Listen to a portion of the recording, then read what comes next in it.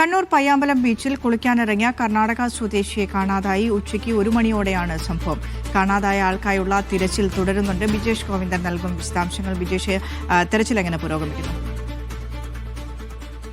കണ്ണൂരിലുള്ള ഏറ്റവും പ്രസിദ്ധമായിട്ടുള്ള ടൂറിസം കേന്ദ്രങ്ങളിലൊന്നാണ് പയ്യാമ്പലം. ഈ പയ്യാമ്പലം ബീച്ചിൽ എത്തുന്ന ജില്ലക്ക് പുറത്തുനിന്നുള്ളവരാണ് ഇത്തരത്തിലുള്ള അപകടങ്ങളിൽ പെടുന്നത്. ഇവിടെ നമുക്ക് കാണാം, ദൃശ്യങ്ങളിൽ കാണാം, ഇവിടെ സുരക്ഷിതമല്ല ഈ മേഖല, കുളിക്കുന്നതിനും മറ്റും ഇറങ്ങുന്നത് സുരക്ഷിതമല്ല എന്നുള്ള കൃത്യമായ ബോർഡുകൾ മറ്റും വച്ചിട്ടുണ്ട്.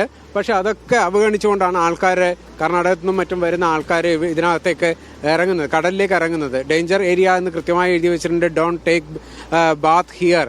അത് ഇംഗ്ലീഷിലുണ്ട്, ഹിന്ദിയിലുണ്ട്, മലയാളത്തിലുണ്ട്, കന്നഡയിലുണ്ട്. ഇങ്ങനെ 3-4 ഭാഷകളിൽ എഴുതി വെച്ചിട്ടുണ്ടെങ്കിലും അതൊന്നും ആരും അനുസരിക്കാറില്ല. ഈ അപകടങ്ങൾ പതിവാകുമ്പോഴും ആൾക്കാർ ഇതൊന്നും നോക്കാതെ ഈ കടലിലേക്ക് ഇറങ്ങുന്നതാണ് ഇവിടുത്തെ സ്ഥിരം കാഴ്ച. പോലീസ് പലപ്പോഴും വന്ന് ഇവരെ ആൾക്കാർ ഇവിടുന്ന് ഓടിച്ചു വിടുക പതിവാണ്.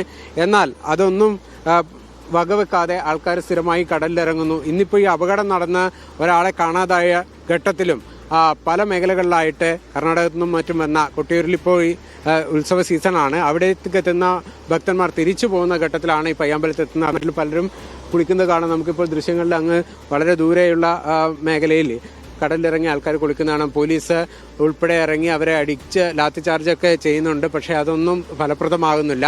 ഇവിടെ 4 ലൈഫ് ഗാർഡുമാരാണ് ഈ പയ്യാമ്പലം ബീച്ചിന്റെ സുരക്ഷാ ചുമതലക്കായി നിയോഗിക്കപ്പെട്ടിരിക്കുന്നത്. വളരെ കുറവ് ഒരു ആൾക്കാർ മാത്രം നിയോഗിക്കപ്പെട്ടിരിക്കുന്ന ഒരു മേഖലയാണ് പയ്യാമ്പലം.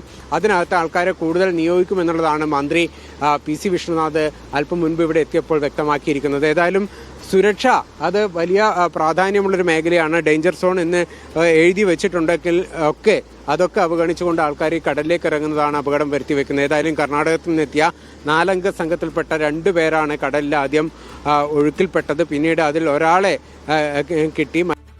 തെരച്ചിൽ തുടരുകയാണ്. പോലീസ് ഇപ്പോൾ സജീവമായി തന്നെ ഇവിടെ കടലിലേക്ക് ഇറങ്ങുന്ന ആൾക്കാരെ പറഞ്ഞ് പിന്തിരിപ്പിക്കുന്നുണ്ട്. ചില സമയങ്ങളിൽ അവർ ലാത്തി ചാർജ് ഉൾപ്പെടെ ചെയ്യേണ്ട ഒരു സാഹചര്യവും നിലനിൽക്കുന്നുണ്ട്. അവധി ദിവസങ്ങളിലൊക്കെ ഇത്തരത്തിൽ പല മേഖലകളിൽ നിന്ന് എത്തുന്നവർ, കണ്ണൂരിൻ്റെ പയ്യാമ്പലം ബീച്ചിനെ കുറിച്ച് ധാരണ പോലും ഇല്ലാതെ എത്തുന്ന ആൾക്കാരാണ് ഇത്തരത്തിൽ അപകടങ്ങളിലേക്ക് പോയി വീഴുന്നത്. നമുക്കവിടെ കാണാൻ ദൃശ്യങ്ങളിൽ പോലീസുകാരൊക്കെ ആൾക്കാരുടെ അടുത്ത് പോയി ചെന്ന് പറയുന്നുണ്ട്. പക്ഷെ അതൊന്നും വകവെക്കാതെ ആൾക്കാർ ഈ കടലിൻ്റെ തിര വരുന്ന ആ മേഖലയിലേക്ക് ഇറങ്ങി നിൽക്കുന്നു. ഈ അടിയൊഴുക്കാണ് ഇവിടുത്തെ പ്രധാനപ്പെട്ട അപകടം വരുത്തി വെക്കുന്ന കാര്യം എന്ന് പറയുന്നത്. നമുക്ക് കാണുമ്പോൾ കടൽ വലിയ പ്രക്ഷുബ്ധമായിട്ടൊന്നും തോന്നില്ല. പക്ഷേ ഇറങ്ങി തിരയോട് ചേർന്ന് നിൽക്കുമ്പോൾ അവിടെ വരുന്ന ആ തിരയിൽ അടിയൊഴുക്കിൽപ്പെട്ട് ആൾക്കാർ കടലിലേക്ക് വീഴുന്നതാണ് പതിവാകുന്നത്. ഏതായാലും ഈ കർണാടകത്തിൽ നിന്ന് എത്തിയ വിദ്യാർത്ഥിക്ക് വേണ്ടിയുള്ള തെരച്ചിൽ ഇപ്പോഴും തുടരുന്നുണ്ട്. പക്ഷേ ഇതുവരെ ആയിട്ട് ആളിനെ കണ്ടെത്താൻ കഴിഞ്ഞിട്ടില്ല എന്നുള്ളതാണ് ഒരു ദുഃഖകരമായിട്ടുള്ള കാര്യം. ബിജേഷ് ഗോവിന്ദൻ, മീഡിയ 1, കണ്ണൂർ.